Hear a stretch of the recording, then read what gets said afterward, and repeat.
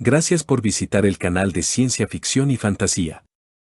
Por favor suscríbete para enterarte de nuevos audiolibros subidos y deja un me gusta en este video para visibilizar este canal. Muchas gracias. Audiolibro, La resurrección de Jember Joe de Edgar Rice Burroughs. Capítulo 1. Crédito esta historia a Wild Pat Morgan, ese nieto risueño, imprudente y de cabello negro de las turberas de Irlanda. A Pat Morgan, ex teniente de vuelo de la AEF, ex inventor, boxeador aficionado y compañero de bebida por excelencia. Conocí a Pat Morgan en el bar del club de campo, una de esas cosas informales. Después del tercer Iqbal nos llamábamos por nuestros nombres de pila. Para el sexto ya habíamos sacado los esqueletos de la familia del armario y les estábamos sacudiendo el polvo. Un poco más tarde estábamos llorando uno sobre el hombro del otro y así empezó todo. Esa noche nos conocimos bastante bien y después nuestra amistad creció. Nos vimos mucho cuando trajo su barco al aeropuerto donde yo guardaba el mío. Su esposa había muerto y él era una figura bastante solitaria por las noches, así que solía invitarlo a cenar a casa a menudo. Era bastante joven cuando estalló la guerra, pero logró llegar a Francia y al frente justo antes del final. Creo que derribó 3 aviones enemigos, aunque era solo un niño. Lo recibí de otro volante, Pat nunca habló de eso. Pero estaba lleno de anécdotas de vuelo sobre otros pilotos en tiempos de guerra y sobre sus propias experiencias de retraso en el crecimiento en las películas. Había ejercido esta última profesión durante varios años. Todo lo cual no tiene nada que ver con la historia real, aparte de explicar cómo conocí lo suficiente a Pat Morgan para estar presente cuando me contó la extraña historia de su vuelo a Rusia, del científico que dominó el tiempo, del hombre del 50.000 AC llamado Jember Joe. Ese día estábamos almorzando juntos en The Vendôme. Había estado esperando a Pat en el bar, discutiendo con otras personas la desaparición de Stone, el luchador. Todo el mundo está familiarizado, por supuesto, con el meteórico ascenso de Stone a la fama como atleta y estrella de cine con altos salarios, y su desaparición se había convertido en una maravilla menor en 10 días. Estábamos tratando de decidir si Stone había sido secuestrado, si las cartas de rescate recibidas eran obra de chiflados, cuando entró Pat Morgan con la edición extra del Herald and Express que los vendedores de periódicos vendían en las calles. Seguía Pat hasta nuestra mesa y él extendió el papel. Un titular deslumbrante dio el meollo de la historia. «Así que lo encontraron», exclamé. Pat Morgan asintió. «La policía me metió en esto. Acabo de llegar del cuartel general». Se encogió de hombros, frunció el ceño y luego empezó a hablar lentamente. Capítulo 2. Siempre me he sentido inclinado a entretenerme con inventos, dijo Pat Morgan, y después de la muerte de mi esposa traté de olvidar mi soledad centrando mi interés en mi trabajo de laboratorio. Fue un pobre sustituto de la compañía que había perdido, pero supongo que resultó mi salvación. Estaba trabajando en un nuevo combustible mucho más barato y menos voluminoso que la gasolina, pero descubrí que requería cambios radicales en el diseño del motor y carecía del capital para plasmar mis planos en metal. Por esta época murió mi abuelo y me dejó una fortuna considerable. Una buena parte se dedicó a mecanismos experimentales antes de que finalmente perfeccionara uno. Fue una miel.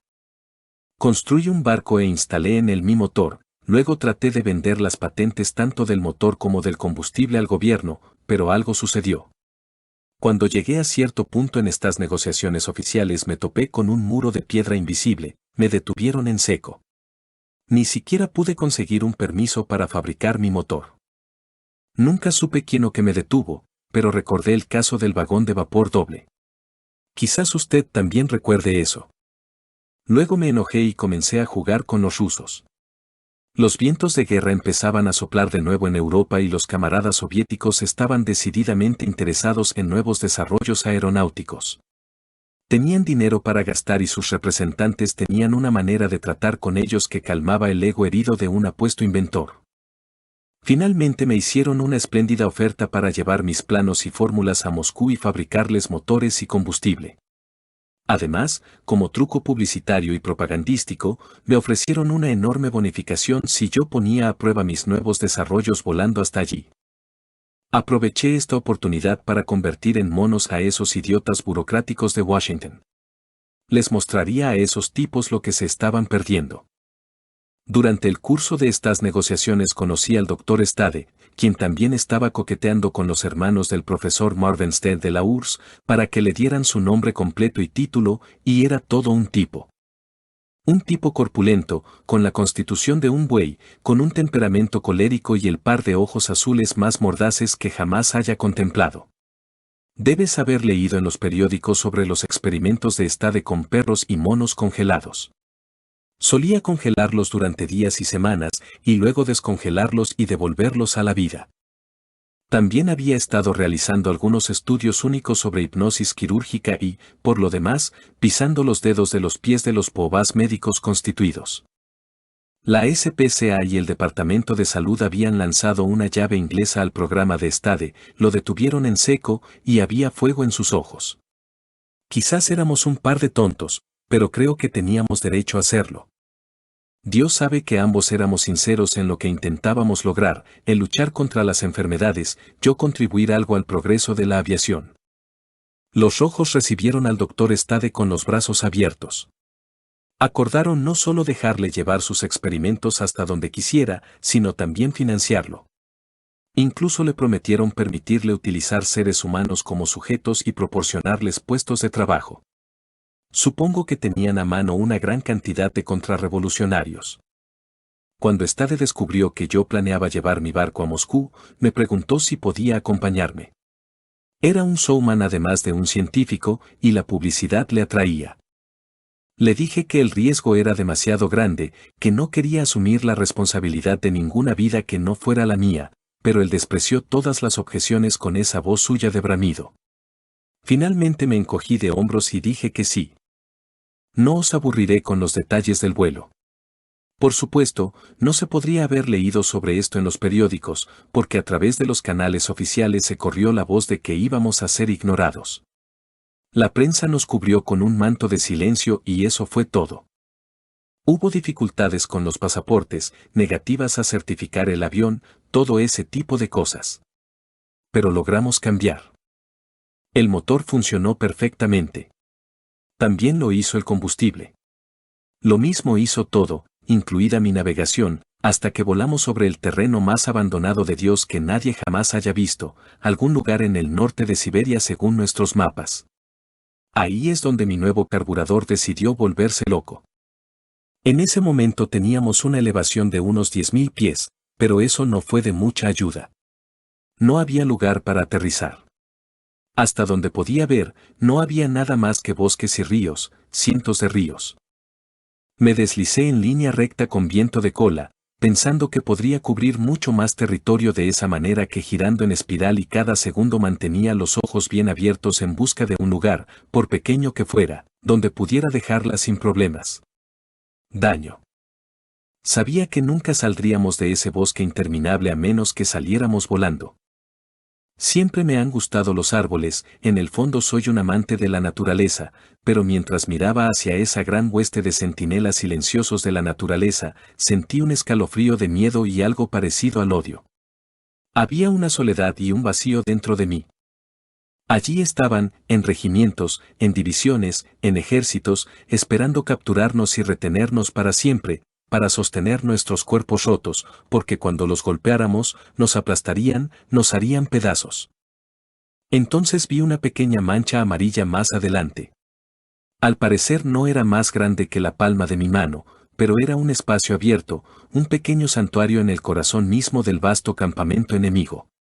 A medida que nos acercábamos, se hizo más grande hasta que finalmente se resolvió en unos pocos acres de suelo amarillo rojizo sin árboles. Fue el paisaje más hermoso que jamás haya visto. Cuando el barco se detuvo en un terreno bastante nivelado, me volví y miré al Dr. Stade. Estaba encendiendo un cigarrillo. Hizo una pausa, con la cerilla todavía encendida, y me sonrió. Entonces supe que era regular. Es curioso, pero ninguno de nosotros había hablado desde que se apagó el motor. Así era como debería haber sido, porque no había nada que decir, al menos nada que hubiera significado algo. Bajamos y miramos a nuestro alrededor. A nuestro lado, Un pequeño río corría hacia el norte para desembocar finalmente en el océano Ártico. Nuestro pequeño parche de salvación se encuentra en un recodo del lado oeste del río. En el lado este había un acantilado escarpado que se elevaba al menos a 100 metros sobre el río. El estrato más bajo parecía vidrio sucio. Por encima había estratos de conglomerados y rocas sedimentarias, y, para colmo de males, el sombrío bosque nos acechaba amenazadoramente. Roca de aspecto curioso, comenté, señalando hacia el saliente más bajo. Hielo, dijo Stade. Amigo mío, estás viendo los restos del lamentado periodo glacial tardío que causó estragos con el paso del Pleistoceno. ¿Qué vamos a utilizar como alimento? Tenemos armas, le recordé. Sí. Fue muy considerado de tu parte obtener permiso para traer armas de fuego y municiones, pero ¿qué vamos a disparar? Me encogí de hombros. Debe haber algo. ¿Para qué sirven todos estos árboles? Deben haber sido puestos aquí para que los pájaros se posen. Mientras tanto, tenemos sándwiches y un par de termos de café caliente. Espero que esté caliente. Entonces de parte mía. No fue. Tomé una escopeta y cacé río arriba. Compré una liebre, principalmente piel y huesos, y un par de pájaros que parecían perdices. Cuando regresé al campamento el tiempo se había vuelto amenazador. Hubo una tormenta al norte de nosotros. Pudimos ver los relámpagos y un débil trueno comenzó a gruñir. Ya habíamos girado el avión hacia el oeste y la parte más alta de nuestro claro y lo habíamos apostado lo más cerca posible del refugio del bosque. Nada más que hacer. Cuando terminamos de cocinar y cenar, empezó a llover. El largo crepúsculo del norte fue arrasado por furiosas nubes que descendían desde el norte. Los truenos nos bombardearon. Los relámpagos arrojaron un aluvión de brillo pálido por todas partes. Nos metimos en la cabina del avión y extendimos nuestros colchones y mantas en el suelo detrás de los asientos. Llovió. Y cuando digo que llovió, quiero decir que llovió. Podría haberle dado a la antigua Armenia 7 basas de honor y medio y establecerle al menos 3, porque lo que tomó 40 días y 40 noches hacer en la antigua Armenia, se hizo en una noche en ese río sin nombre en algún lugar de Siberia, Urs. Nunca olvidaré ese aguacero. No sé cuánto tiempo dormí, pero cuando desperté estaba lloviendo no solo a cántaros, sino a todo el reino animal. Salí gateando y miré por una ventana. El siguiente relámpago mostró el río arremolinándose a unos pocos metros del ala exterior. Desperté al doctor Stade y le llamé la atención sobre el peligro de nuestra situación. El diablo, él dijo. Espera hasta que flote. Se dio vuelta y se volvió a dormir. Por supuesto, no era su barco y tal vez fuera un buen nadador, yo no lo era. Permanecí despierto la mayor parte del resto de la noche. La creciente inundación alcanzó, en el peor de los casos, un pie de profundidad alrededor del tren de aterrizaje, luego comenzó a bajar. A la mañana siguiente, el río discurría por un nuevo cauce a pocos metros del barco y el acantilado había retrocedido al menos 15 metros hacia el este. Su fachada había caído al río y había sido arrastrada por la corriente. El estrato más bajo era hielo puro y brillante. Llamé la atención de Stade sobre los cambios topográficos. Eso es interesante, dijo. ¿Por casualidad queda alguna perdiz o liebre? La hubo, y nosotros hasta ella. Luego salimos y chapoteamos en el barro. Empecé a trabajar en el carburador. Stade estudió los estragos causados por la tormenta. Estaba al borde del río mirando el nuevo acantilado cuando me llamó emocionado. Nunca antes había visto al corpulento profesor mostrar entusiasmo excepto cuando criticaba a la SPCA y a las autoridades sanitarias. Me fui a la fuga. No vi nada por lo que emocionarme. ¿Qué estás comiendo? Yo pregunté. Ven aquí, irlandés tonto, y verás a un hombre de 50.000 años o algo así. Stade era principalmente escocés y alemán, lo que quizá explicaba su loco sentido del humor. Estaba preocupado. Pensé que tal vez sería el calor, pero no había calor. Tampoco podría haber sido la altitud, así que pensé que debía ser hereditario, me arrastré y caminé hacia él. Midar, él dijo. Señaló al otro lado del río hacia el acantilado. Miré y allí estaba. Congelado en el hielo sólido, estaba el cuerpo de un hombre. Estaba vestido con pieles y tenía una barba enorme. Yacía de costado con la cabeza apoyada en un brazo, como si estuviera profundamente dormido. El estadio fue increíble. Se quedó allí, con los ojos saltones, contemplando el cadáver. Finalmente contuvo el aliento con un largo suspiro. ¿Te das cuenta, Tad, de que estamos ante un hombre que pudo haber vivido hace 50.000 años, un superviviente de la antigua edad de piedra? «¿Qué descanso para usted, Doc?», le dije. «¿Descansar por mí? ¿Qué quieres decir? Puedes descongelarlo y darle vida». Me miró sin comprender, como si no entendiera lo que estaba diciendo. Sus labios se movieron, murmurando, luego sacudió la cabeza. «Me temo que ha estado congelado demasiado tiempo», dijo. 50.000 años es bastante tiempo, pero ¿no valdría la pena intentarlo? Mantenerte ocupado mientras arreglo las cosas para sacarnos de aquí. De nuevo fijó su mirada vacía en mí. Sus ojos eran fríos e inexpresivos como ese distante acantilado de hielo. «Está bien, Paddy, muchacho», dijo de repente. «Pero tendrás que ayudarme». Capítulo 3.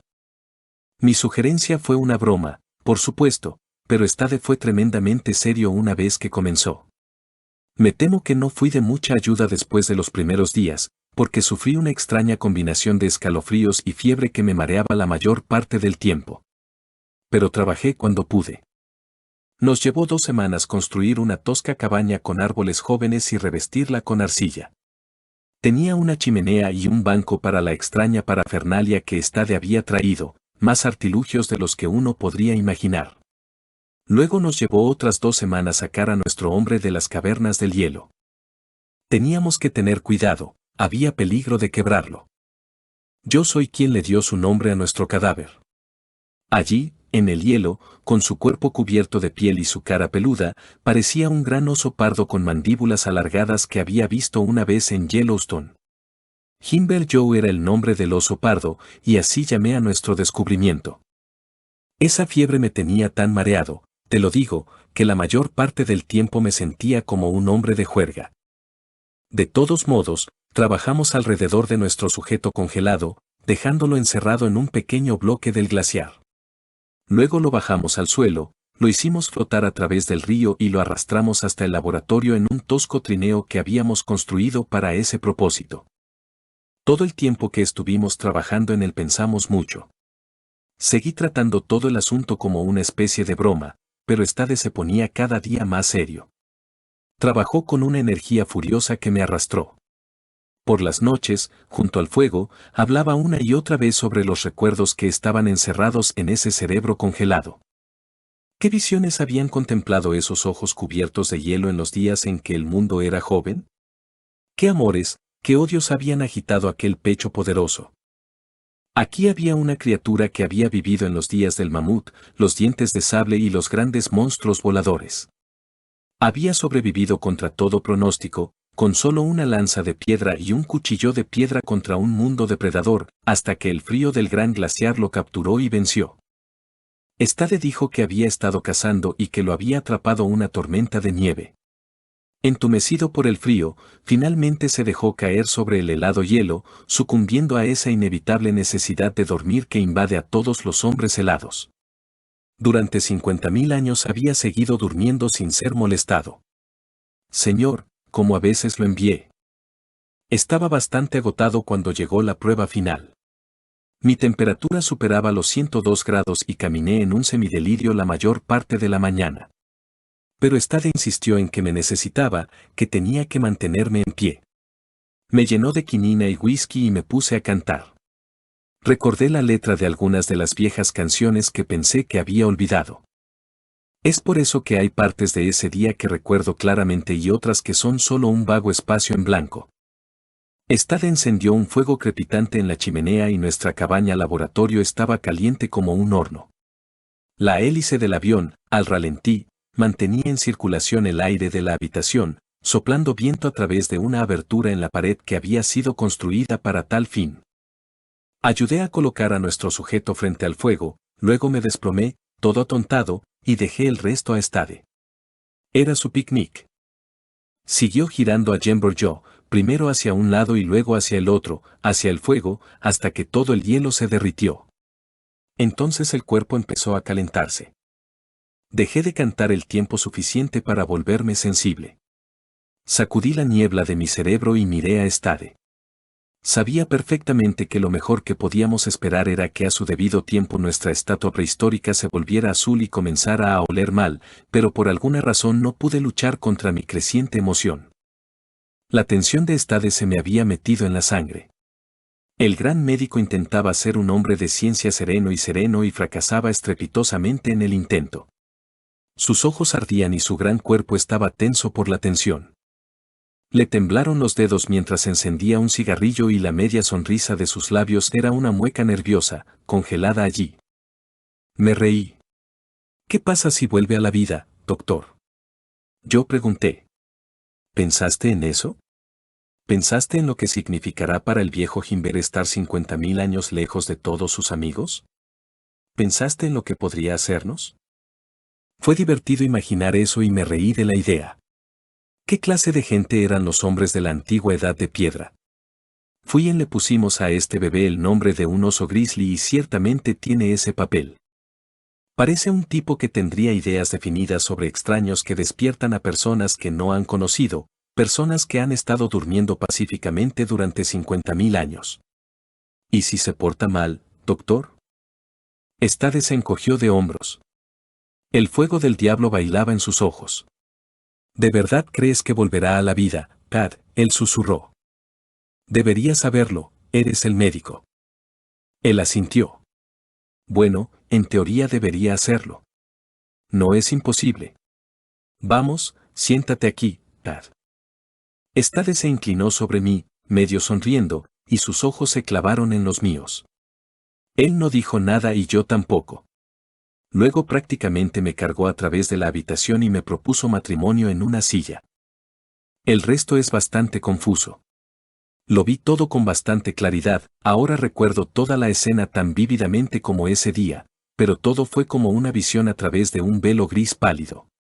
Como algo visto a través de un espíritu incorpóreo. Quizás fuese mi fiebre y el whisky, todavía no lo sé.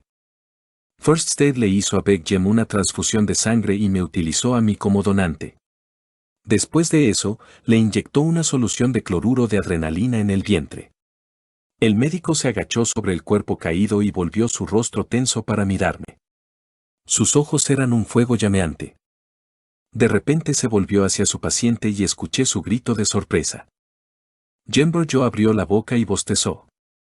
Sentí como si todos los gigantes del mundo me hubieran abofeteado. Me quedé sin aliento y no pude ver por un momento. Stade me miró como pidiendo confirmación y yo asentí. Nunca en mi vida había sentido tal peso de responsabilidad. ¿Por qué diablos el hombre no se había quedado congelado? ¿Por qué no había empezado a decaer? Ahora que había dado señales de vida había que seguir adelante. Habría sido un asesinato no terminar lo que empezamos. Recuerdo haber pensado, mareado, no estaría bien asesinar a un hombre que nació hace 50.000 años. Stade inyectó 1,5 onzas de líquido de la hipófisis anterior. Beckham frunció el ceño y meneó los dedos. Definitivamente estaba vivo y eso me asustó. Casi gemí. Era como meterse con asuntos que solo le pertenecen a Dios. Stade llenó su hipodérmica con líquido de la hipófisis posterior y le dio a nuestro descubrimiento una inyección de eso. Por un segundo no pasó nada. Entonces el hombre de la antigua edad de piedra se dio vuelta y trató de sentarse. Stade soltó un grito y yo comencé a debilitarme cada vez más. Como en un sueño, vi a Stade empujarlo suavemente hacia atrás y hablarle con dulzura. No pude oír lo que dijo. Luego el médico le inyectó hormonas sexuales de oveja y se enderezó triunfalmente. Él vino hacia mí, con los ojos brillando, y en ese momento yo desaparecí completamente de la escena. Estaba oscuro cuando volví en mí. Tenía un dolor de cabeza terrible, me dolía el brazo como un forúnculo, pero por lo demás ya estaba bien. Esos ataques de fiebre míos tienen una manera de desaparecer rápidamente. Stade estaba sentado a la mesa, en mangas de camisa y con una botella al lado. ¿Cuánto tiempo llevo desmayado?, exigí. 3-4 horas. ¿Qué día es hoy? Él me frunció el ceño. ¿Qué te pasa, Pat? ¿Te has vuelto completamente loco? Me senté y entonces vi la figura en el banco. Después de todo, no había sido un mal sueño. Al parecer, Stade le había quitado las pieles empapadas a Jean-Borgeau y este estaba envuelto en nuestras mantas del barco, durmiendo plácidamente. Me acerqué a él y le toqué ligeramente el hombro desnudo, carne auténtica. Podía ver su pecho subir y bajar, podía escuchar su respiración. Lentamente volví a mi silla hecha en casa y me hundí en ella. Puse mi cara entre mis manos y traté de pensar. Por fin levanté la vista y me encontré con la mirada fija de Stade. Él se encogió de hombros y yo asentí. Habíamos obrado un milagro y ahora estábamos atrapados en ello. Beg Jem era un excelente espécimen de hombre, de aproximadamente 6 pies y 3 pulgadas y de hermosa musculatura. Debajo de la barba parecía tener rasgos buenos y regulares, aunque tal vez la mandíbula era un poco pesada. Stade pensó que podría tener 20 y tantos años. Ciertamente no era viejo. Unas 2 horas más tarde, nuestro invitado del pasado se sentó y nos miró. Un ceño fruncido oscureció su frente y miró rápidamente a su alrededor como si buscara sus armas. Pero no estaban allí, Stade lo había visto. Intentó levantarse, pero estaba demasiado débil. Tómatelo con calma, amigo, le dije y finalmente se tumbó hacia atrás. Durante un rato nos observó con unos ojos muy abiertos, tranquilos y alerta como los de un animal. Luego se volvió a dormir. Fue un niño bastante enfermo durante mucho tiempo. Ambos pensamos que nunca saldría adelante. Todo el tiempo lo amamantamos como a un bebé y lo cuidamos, y cuando empezó a convalecer parecía haber ganado confianza en nosotros. Ya no fruncía el ceño ni se alejaba ni buscaba sus armas cuando nos acercábamos, ahora nos sonrió, y era una sonrisa poderosamente ganadora. Al principio había estado delirando, hablaba mucho en una lengua extraña que no entendíamos ni pies ni cabeza. Una lengua suave y líquida con L's y vocales fluyendo a través de ella, pero bajo, como un río profundo. Había una palabra que repetía a menudo en su delirio, Lilami. La forma en que lo dijo sonó a veces como una oración y otras como un gemido de angustia. Había reparado el carburador. No tenía nada de serio, solo estaba un poco obstruido y atascado. Podríamos haber seguido adelante tan pronto como la inundación retrocedió, pero ahí estaba Jean-Borgeau, cuyo nombre habíamos abreviado a Jem. No podíamos dejarlo morir y estaba demasiado enfermo para llevarlo con nosotros, entonces nos quedamos con él. Ni siquiera hablamos mucho del asunto, simplemente dimos por sentado que la responsabilidad era nuestra y seguimos adelante.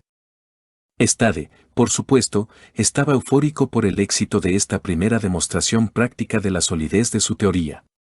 No creo que hubieras podido alejarlo de Jem con una yunta de bueyes. Sin embargo, a medida que pasaban los días, el buen doctor parecía hundirse cada vez más en un caparazón de reserva. El entrenamiento de nuestro cargo quedó principalmente en mis manos. El hecho de que no pudiéramos hablar con Jem me molestó. Había tantas preguntas que quería hacerle. Piénsalo. Aquí estaba un hombre de la antigua edad de piedra que podría habernos contado todo acerca de las condiciones en el Pleistoceno, hace 50.000 años, tal vez, y no pude intercambiar un solo pensamiento con él. Pero nos propusimos curar eso. Tan pronto como estuvo lo suficientemente fuerte, comenzamos a enseñarle inglés. Al principio fue un trabajo exasperantemente lento, pero Jem fue un alumno apto y tan pronto como tuvo un poco de base progresó rápidamente. Tenía un recuerdo maravilloso. Nunca olvidó nada, una vez que tuvo algo, lo tuvo. No utilice repasar las largas semanas de su convalecencia y educación. Se recuperó por completo y aprendió a hablar inglés, un inglés excelente, porque Stade era un hombre muy culto y un erudito. Menos mal que Jem no aprendió inglés de mí, los cuarteles y los hangares no son lugares para aprender inglés académico. Si Jem era una curiosidad para nosotros, imagina lo que debimos haber sido nosotros para él. La pequeña choza de una sola habitación que habíamos construido y en la que él había convalecido era una maravilla arquitectónica más allá de los límites de su imaginación. Nos dijo que su gente vivía en cuevas, y pensó que era una cueva extraña la que habíamos encontrado, hasta que le explicamos que la habíamos construido nosotros. Nuestra ropa le intrigaba, nuestras armas eran una fuente inagotable de asombro. La primera vez que lo llevé a cazar conmigo y disparé, quedó asombrado. Quizás estaba asustado por el ruido, el humo y la muerte repentina de la presa, pero si lo fuera, nunca lo reveló. Jim nunca mostró miedo, tal vez nunca sintió miedo. Solo, armado únicamente con una lanza calzada en piedra y un cuchillo de piedra, había estado cazando al gran oso rojo cuando el glaciar se lo llevó. Nos habló de ello. El día antes de que me encontraras, dijo, estaba cazando al gran oso rojo. El viento soplaba, la nieve y el aguanieve me golpeaban. No podía ver. No sabía en qué dirección iba. Me cansé mucho. Sabía que si me acostaba dormiría y nunca despertaría, pero al final no pude soportarlo más y debería haber muerto. ¿Cómo hacerle comprender que su ayer fue hace 50.000 años? Al final lo conseguimos en cierto modo, aunque dudo que alguna vez apreciara plenamente el tremendo lapso de tiempo transcurrido desde que salió de la cueva de su padre para cazar al gran oso rojo. Cuando se dio cuenta por primera vez de que estaba muy lejos de ese día y que ese día y sus tiempos nunca podrían ser recordados, volvió a pronunciar esa única palabra, Lilami. Fue casi un sollozo. Nunca había soñado que tanta angustia, tanto anhelo, pudiera abarcarse en una sola palabra. Le pregunté qué significaba.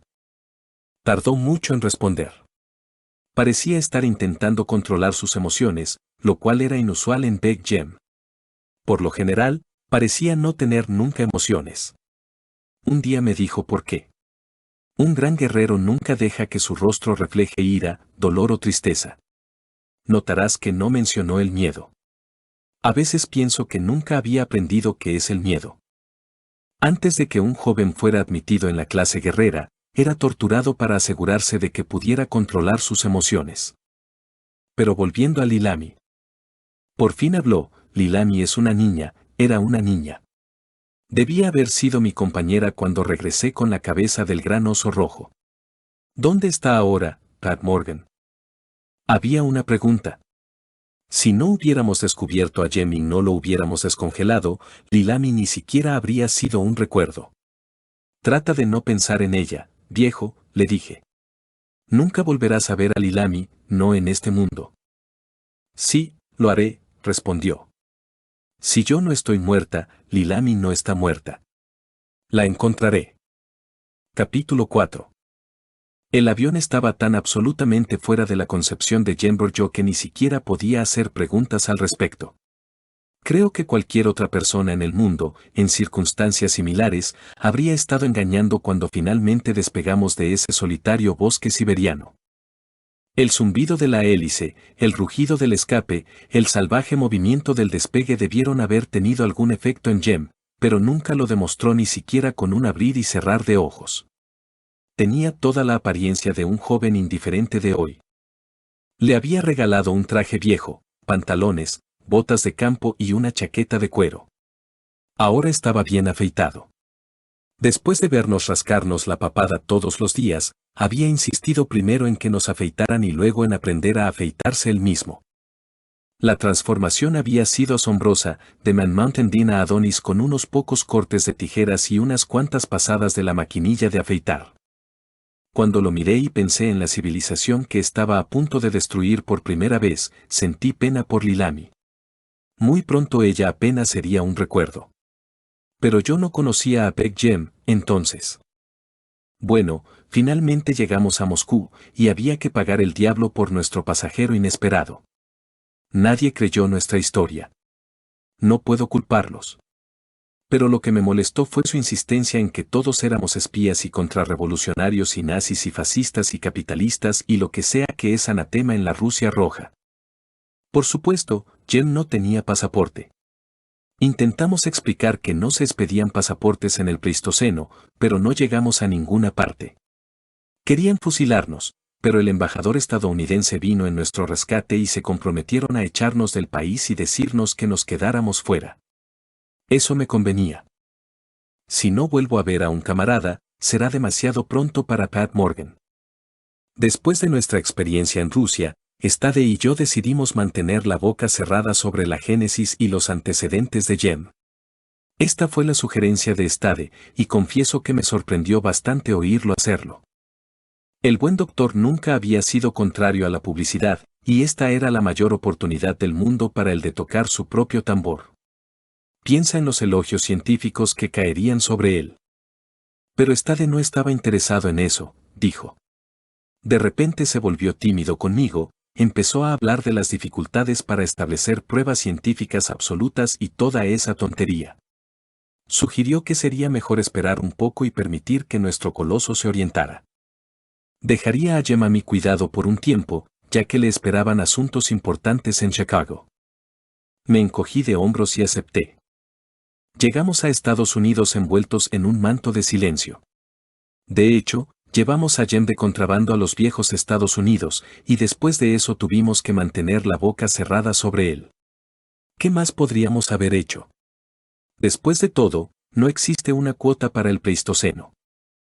Cuando llegamos a casa, lo llevé a mi casa en Beverly Hills, y le dijo a la gente que era un viejo amigo, Jem Stone de Schenectady. Quedó muy impresionado por las grandes ciudades que había visto. Pensaba que los rascacielos eran montañas con cuevas. Por más inteligente que fuera, no podía concebir que el hombre hubiera construido algo tan colosal. Fue un placer llevarlo por ahí. Las películas eran para él tan reales como la muerte y los impuestos. Había una secuencia de un cavernícola en una que vimos, y Jem realmente mostró signos de vida en ese momento. Sabía que estaba teniendo dificultades para contenerse. Estaba a punto de entrar en una de esas cuevas de utilería. Cuando el pesado agarró a la protagonista por el pelo y empezó a arrastrarla por el escenario, Big Jem se subió al pasillo y se dirigió hacia la pantalla.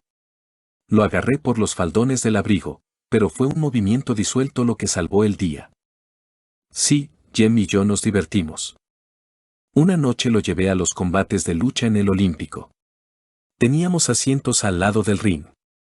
El lobo solitario y Danny Sobak, 237 libras, estaban causando caos entre sí dentro de las cuerdas. Pareció enojar a Jem. ¿Llamas a esos grandes guerreros? Yo consulté. Luego, antes de que pudiera hacer algo al respecto, saltó sobre las cuerdas y los arrojó a ambos a la tercera fila. El lobo solitario y Danny Sobak estaban doloridos, pero la audiencia y el promotor estaban 100% más a favor de Jem Bourgeois. Antes de que terminara la velada, este último había inscrito a Jem para que conociera al ganador, y una semana después, nuestro superviviente de la Edad de Piedra subió al ring con Danny Sobak. Aún me estoy riendo. Tini es famoso por ser un mal hombre. Conoce todos los trucos sucios que conocen los demás luchadores y ha inventado bastantes propios. Pero no tuvo la oportunidad de probar ninguno de ellos con Jem. En el momento en que se encontraron en el centro del ring, el hombre que vivió en la época de los mamuts, lo levantó, lo cargó hasta las cuerdas y lo arrojó a la cuarta fila. Lo hizo 3 veces, y la última vez Tini se quedó allí. No podrías haberlo contratado para regresar a ese ring. En el boxeo pasó casi lo mismo. Le había estado dando a Jem algunas instrucciones preliminares sobre el varonil arte de conseguir orejas de coliflor. En ese momento ya era muy conocido como luchador. Todos los miércoles iba al Olympic y arruinaba a algunos clientes en efectivo arrojándoles oponentes. Eso fue todo lo que hizo. Nunca luchó, nunca hizo muecas, nunca le dio una oportunidad al otro. Simplemente lo levantó y lo arrojó fuera del ring, y siguió haciéndolo hasta que el otro hombre decidió quedarse afuera. El promotor de la pelea se me acercó. ¿Sabe boxear?, preguntó. No lo sé. No sabe luchar, pero siempre gana. ¿Por qué no lo averiguas? Tengo $1000 que dicen que puede hacer dormir a cualquiera de tus esperanzas blancas. ¿Estás listo?, dijo el promotor. El martes siguiente se produjo la pelea. Le advertí a Jem, no olvides, le amonesté, que se supone que debes boxear, no luchar. Golpeé. Preguntó Jem. Sí, lo golpeas, y lo golpeas fuerte. Está bien, respondió el hombre de la antigua edad de piedra. Adelante.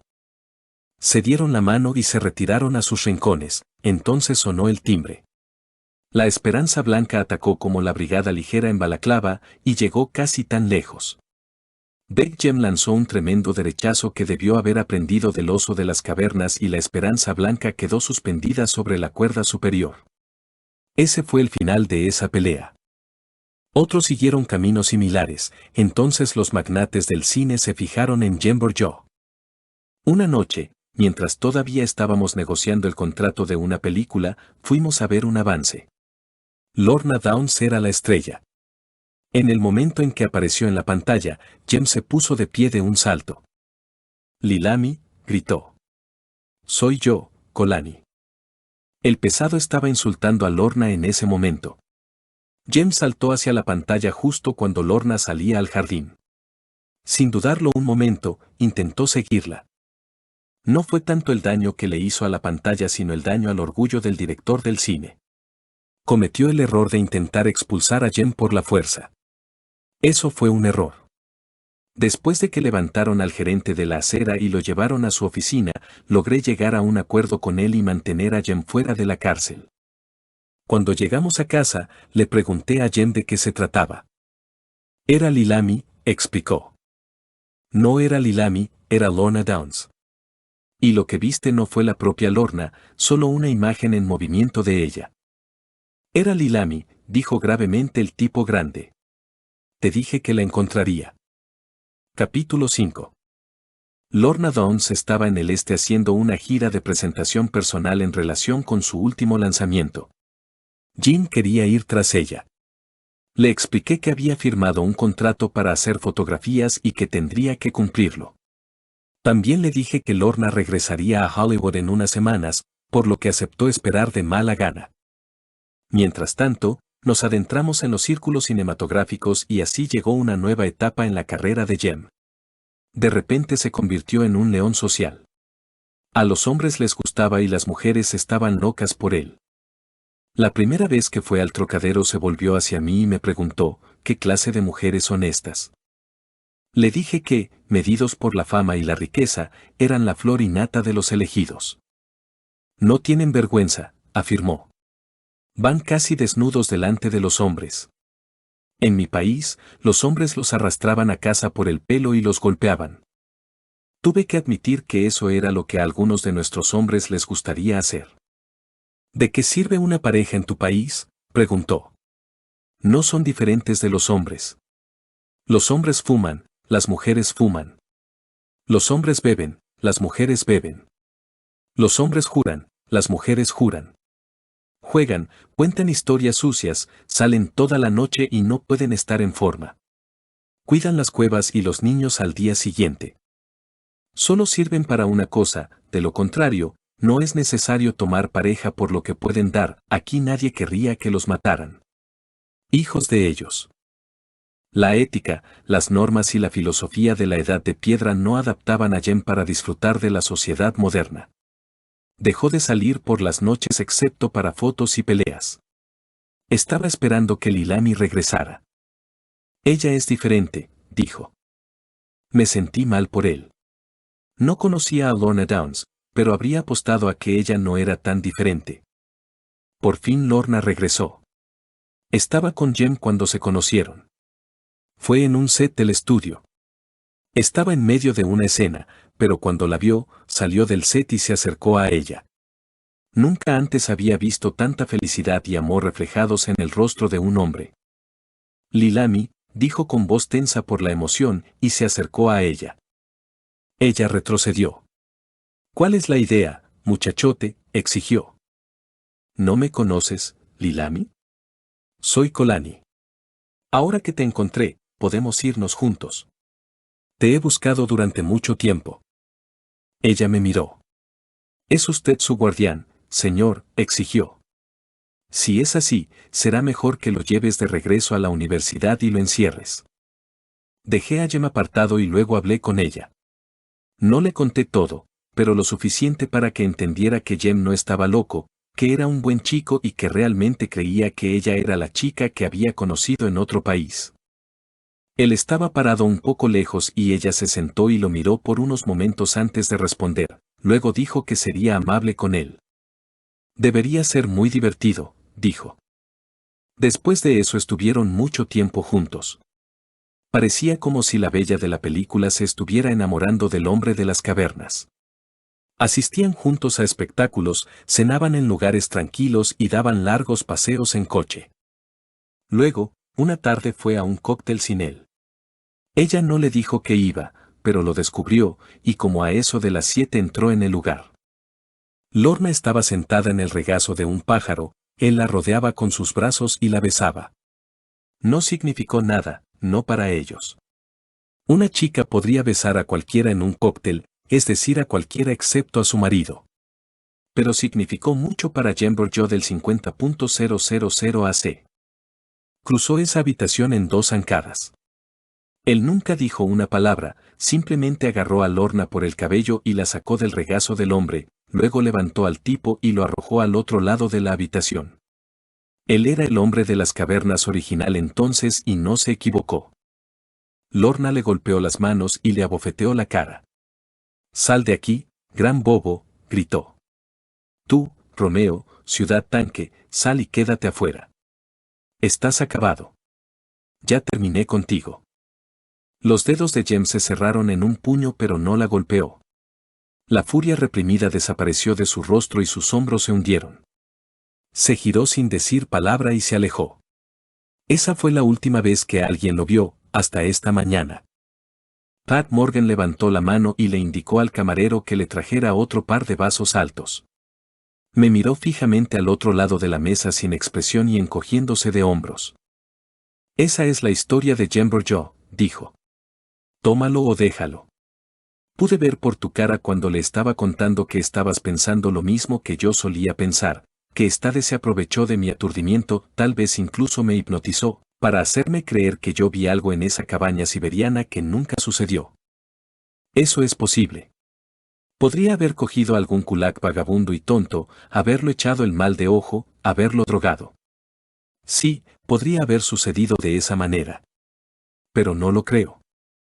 Tocó el periódico que anunciaba con estridentes titulares el descubrimiento del cuerpo de Jem Stone. La historia hablaba del rápido ascenso de Stone a la fama, de su desaparición, de su hallazgo esa mañana, un aparente suicidio. «Pero toda la historia no está ahí», dijo Pat Morgan. «La policía me llamó para identificar el cadáver, y efectivamente era Big Jem. Lo encontraron en la sala de carne congelada de un almacén frigorífico. Aparentemente había estado allí durante semanas. Estaba descansando de costado, cara contra su brazo, y nunca he visto a un hombre, vivo o muerto, más pacífico. Prendida en la solapa de su abrigo había una nota garabateada dirigida a mí. La policía no pudo entenderla, pero en lo que a mí concernía, decía mucho. Decía: «Voy a buscar a la verdadera Lilami. Y no me descongeles de nuevo». Fin.